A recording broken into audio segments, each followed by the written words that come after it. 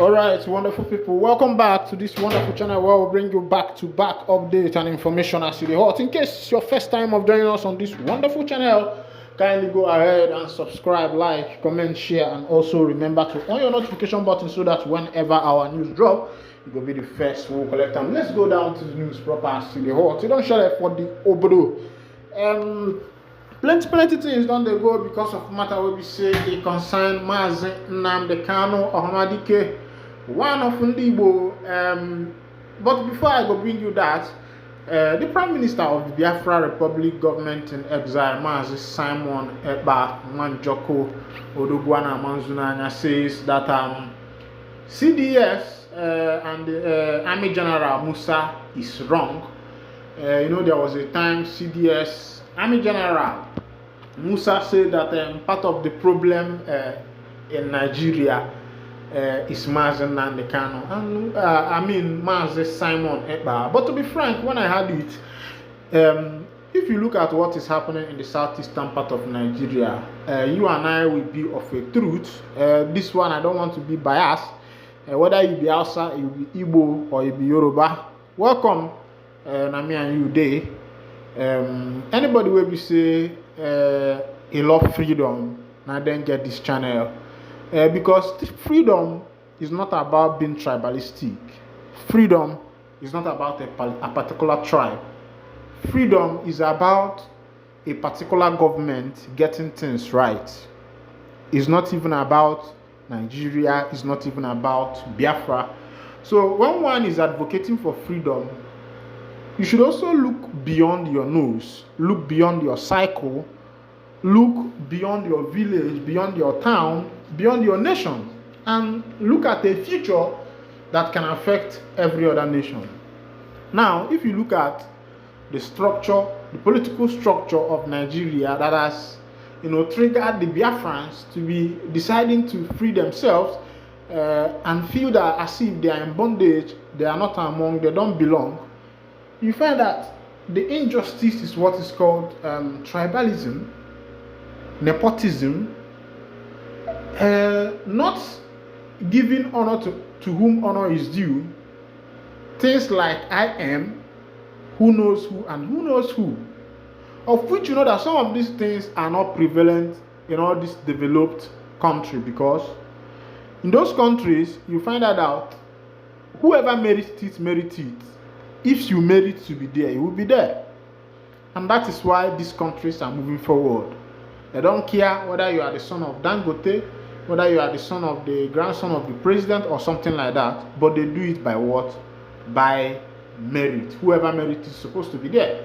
And somebody might be asking, why are countries like America, China, Ukraine, Lithuania, and Portugal, Poland, why are these countries well developed? It is because, and why are they moving forward? It is because they don't believe in I am. They don't believe in who knows who. They believe in merit. And that is why you as an African man, you can migrate here to the US, to Europe, and you will still have a good standard work.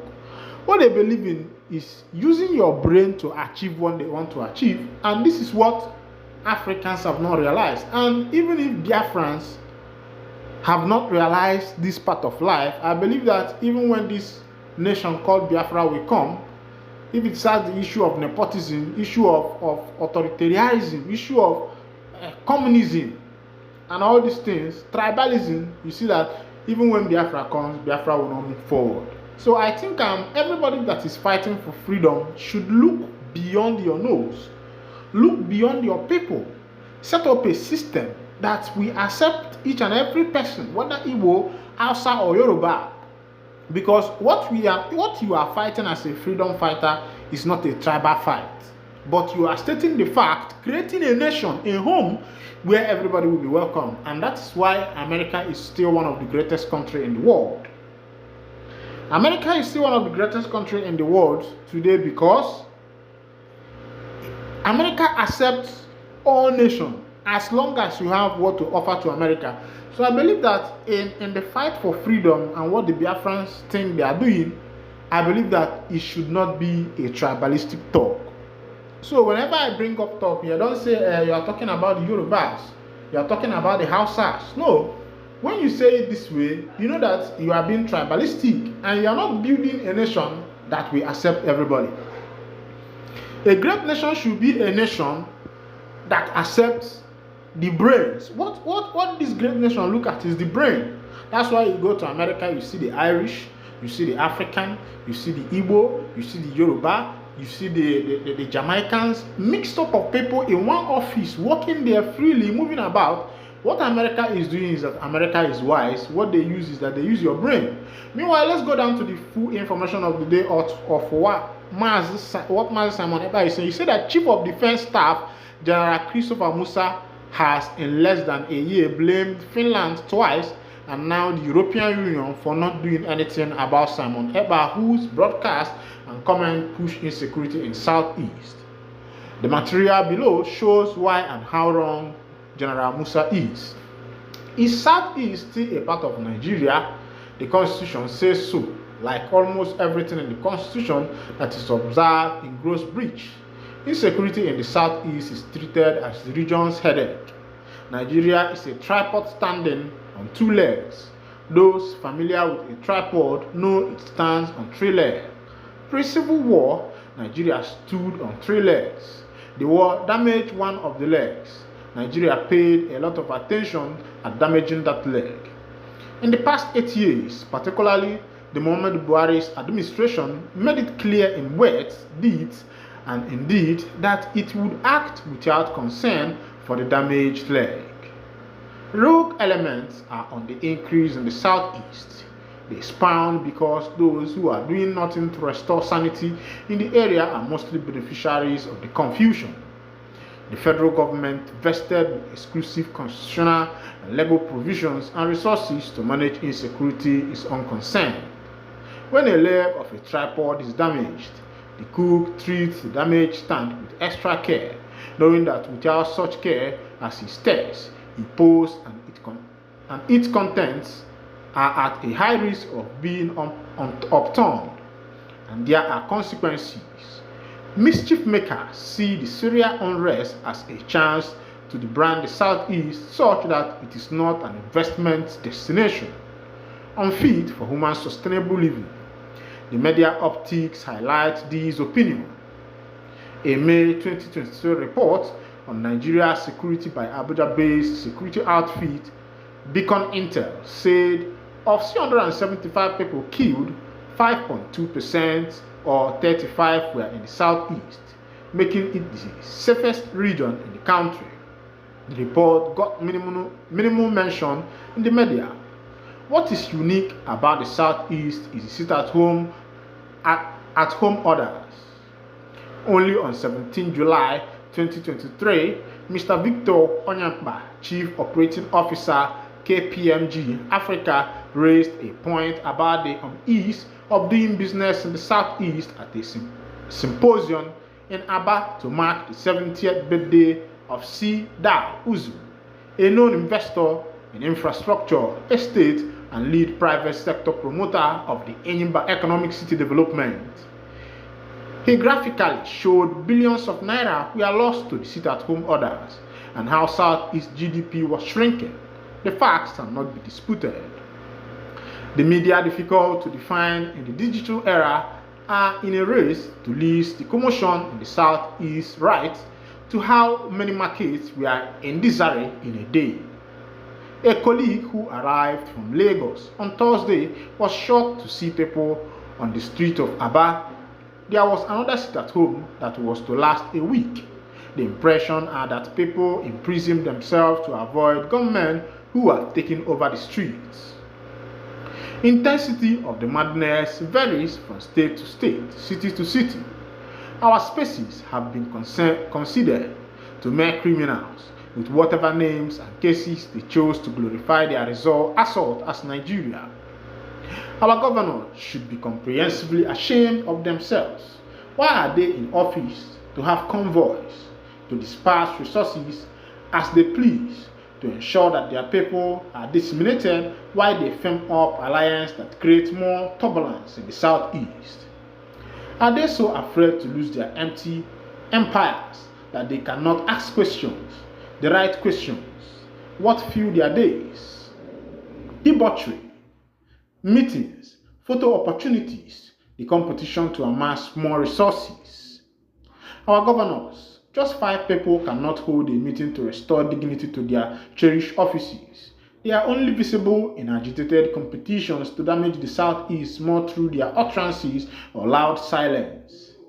One of my teachers described what is going thus.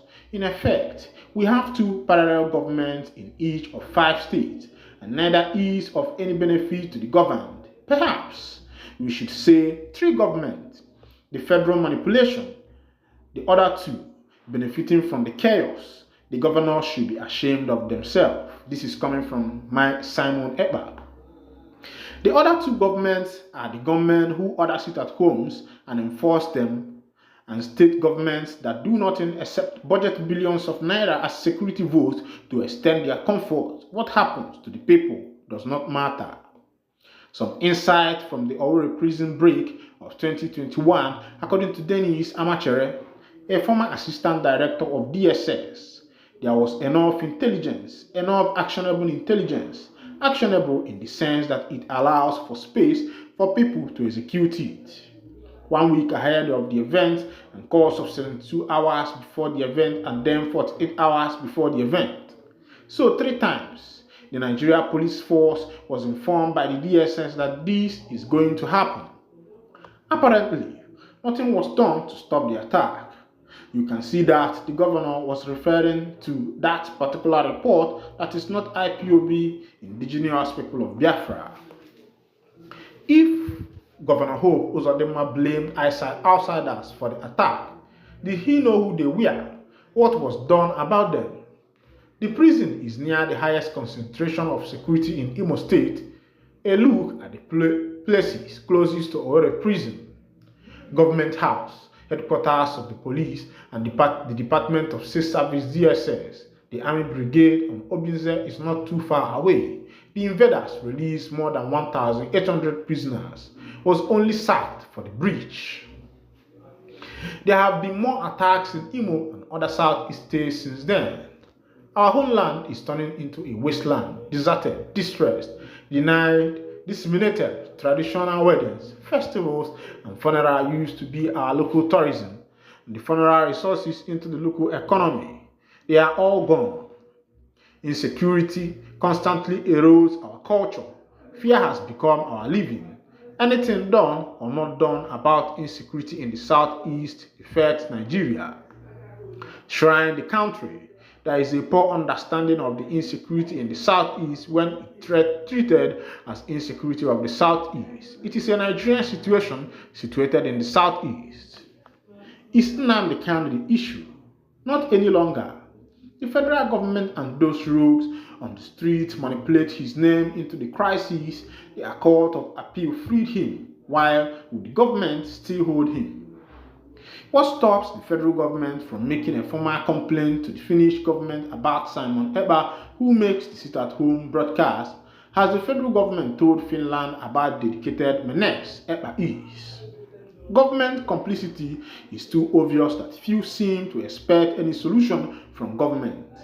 Is there any part of Nigeria that has more checkpoints than the Southeast, outside extorting the people and taking advantage of the young ladies in their location? What else do they do? The promise by the new Chief of Defense Staff, General Christopher Musa, to deploy more troops to the Southeast simply means more militarization of our spaces. There are enough reasons to know that better uses of troops in the place are required. We lost the Civil War. We did not lose our senses. The challenge is for us to find solutions that we can take willing partners to secure our space. Only our action will prove that we have had productive meeting.